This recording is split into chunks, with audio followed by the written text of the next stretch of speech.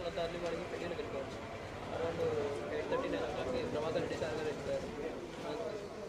And Ashwith అన్న కూడా పక్కన కొన్ని ఫంక్షన్స్ వాళ్ళు కూడా పట్టుకుపోయినారు.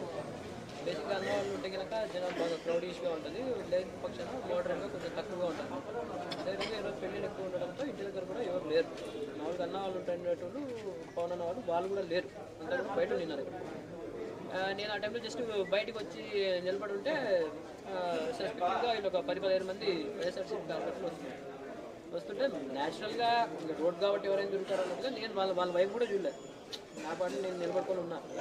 అండ్ అంతకుముందు నాకు అక్కడ చెప్పడం ఏంటంటే వాళ్ళు అంతకుముందు కూడా సఫారీను స్కార్పియో వచ్చి వెళ్ళాయి, ఆగి వెళ్తున్నాయి అని చెప్పి అన్నారు. సరే ఎందుకు వచ్చినారో ఏం కదా మనకేం తెలియదు కదా, మనమేం చేయలేదు కాబట్టి అవసరం ఉండాలి అనుకున్నాం. అంతలోపే ఆయన పెద్దారెడ్డి ఎమ్మెల్యే అండ్ ఆయనతో పాటు 3 vehicles దెబ్బ వచ్చినాయి. వచ్చి ఆయన డైరెక్ట్ పెద్దారెడ్డి బండిలోంచి దిగి దెబ్బ ఆఫీస్లోకి పోయినారు. ఆఫీస్లోకి పోయి ఆ పిల్లోడు బలి ఏడి అని చెప్పి అడుగుతున్నారు. అడిగిన తర్వాత నన్ను కొట్టారు. ఆయన దిగుతానే నన్ను కొట్టినారు. ఇల్లు కొట్టిన తర్వాత మళ్ళీ మేమంతా వాళ్ళంతా లోపలికి వచ్చారు. పెద్దాడు లోపలికి వచ్చి మళ్ళీ బయటకు వచ్చిన తర్వాత మళ్ళీ ఆయన నిలబడితే నన్ను చుట్టూ రౌండ్ వేసుకుని మళ్ళీ నన్ను కొట్టారు.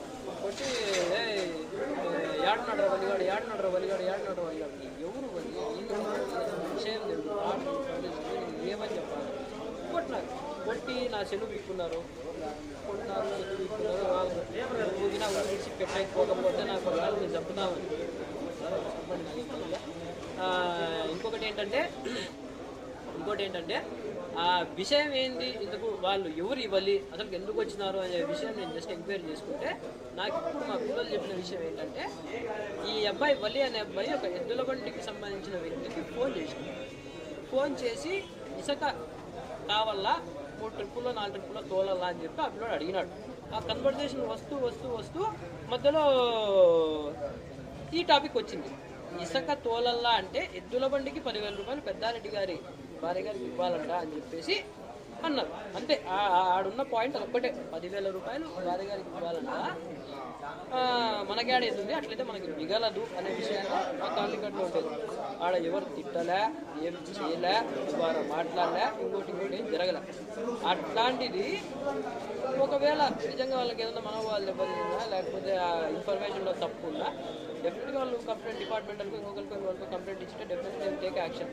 కానీ వాళ్ళు అదేం చేయకోకుండా డైరెక్ట్గా సార్ వాళ్ళ ఇంటి మీదకి వచ్చేసి ఇక ఏదో ఒక గుండాలాగా ఒక రౌడీలాగా ఇంటి కింద పడిపోయి జనాలందరిని వేసుకొని అసలు సంబంధం లేని వ్యక్తిని నన్ను కొట్టి ఊరిడిచిపెట్టి పోకపోతే చంపుతామని చెప్పి ఏం మాట్లాడాలి.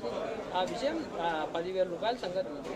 మరి నిజమా అబద్ధమా ఏంటి అనే విషయము వాళ్ళకి క్లారిటీ ఉండాలి. ఇంట్లో అమ్మ ఒక్కతే ఉంది, అటువైపు నుంచి కొంతమంది అమ్మ ఇంటికి వెళ్ళడానికి ఇంట్లోకి పోవడానికి ట్రై చేస్తారు. ఇంట్లో పోవడానికి అమ్మగారు ఒక్కతే ఉన్నారు.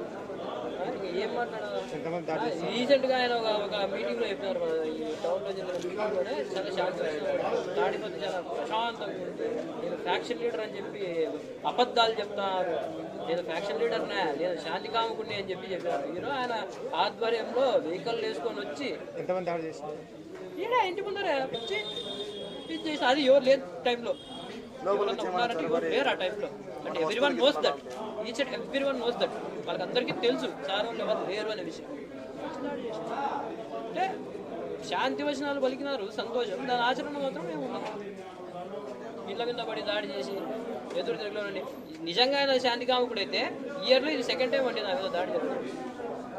Sorry 2 years, last 2 years, last year మేలోనో జూన్లోనో కొట్టినారు. June 24th 25th కొట్టినారు.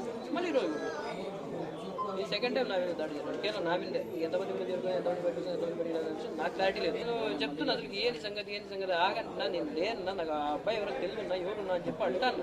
అది కూడా కొడతాను. పెద్దారెడ్డి కూడా పెద్దారెడ్డి కొట్టలేదు, పెద్దారెడ్డి నిలబడుకున్నాడు. లోపలికి వచ్చారు వాళ్ళు కూడా. పెద్దారెడ్డి లోపలికి వచ్చాడు. పెద్దారెడ్డి లోపలికి వచ్చి ఇంటి లోపలికి పోవడానికి ట్రై చేసినప్పుడు ఇంకా అర్థం కాక వెనక్కి వచ్చారు. అంటే ఇంట్లో కాడ ఎవరు లేనప్పుడు ఓన్లీ ఆడవాళ్ళు ఉన్నప్పుడు ఇంట్లో కాడికి ఇట్లా పోవడం అనేది కరెక్ట్ పద్ధతి కాదు, సాంప్రదాయం కాదు, అది పద్ధతి కాదు అన్న. అంత అవసరం లేదు. ప్రజాస్వామ్యము పోలీస్ వ్యవస్థ బాగుంది, డిఎస్పీ గారు కొంటాను వచ్చారు, చాలా ప్రొయాక్టివ్గా ఉన్నారు ఆయన, ప్రతి ఒక్క విషయాన్ని ఇచ్చేస్తున్నారు. ఎందుకు ఆడవి కంప్లైంట్ ఇవ్వలేకపోయారనే విషయం నాకు ఇప్పటికీ క్లారిటీ లేదు. కంప్లైంట్ ఇచ్చి ఏదైనా చేసుకోవచ్చు కదా, అధికారంలో ఉన్నారు, అన్నీ ఉన్నారు. అట్లాంటిది అది వదిలేసేసి డైరెక్ట్ ఇళ్ళ మీద పడి దాడి చేసి భయపడిద్దాము, భయప్రాంతాలకు గురి చేద్దాం, ఇళ్ళకాడికి ఇంకొక ఆయనకి ఎవరికో వార్నింగ్ ఇస్తున్నారు.